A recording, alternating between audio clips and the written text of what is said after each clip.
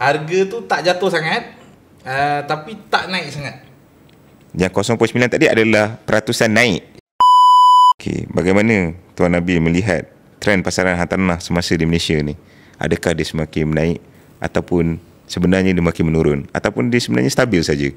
Untuk pasaran hartanah, harga rumah naik dengan perlahan.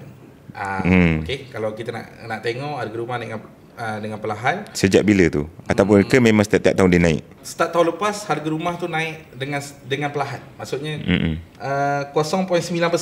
Bukan jatuh tapi tak betul-betul meletup. Harga tu tak jatuh sangat, tapi tak naik sangat.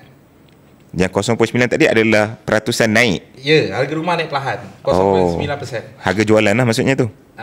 Bukan? Harga jualan. Harga yang kita boleh tingkatkan untuk naik tu perlahan. Dan ada property overhang, seperti kalau ikut data di JB banyak yang overhang tetapi masih terkawal di serta-serta tempat. Apakah yang dimasukkan property overhang tu? Property overhang ni maksudnya tidak terjual. Maksudnya tidak terjual, ada tetapi masih terkawal. Adakah dah jatuh seperti lambakan? Ke belum lagi? Ada tapi boleh dikonklusikannya tidaklah terlampau banyak. Bila kita belajar ekonomi, semakin banyak penawaran, harga semakin murah. Betul. Semakin kurang penawaran, harga semakin tinggi. Faham. Demand supply lah. Demand supply. Okay.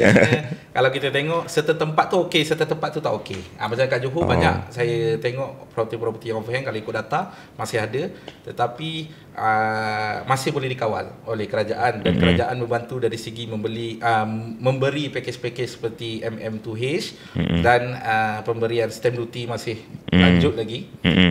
Stamp duty ni kalau Haji nak tahu, di Malaysia ni kalau kita nak beli property kita kena cukai. Kalau kita nak jual pun kita ada cukai. Ini adalah instrumen kerajaan membantu dari segi merancangkan ekonomi industri hartanah.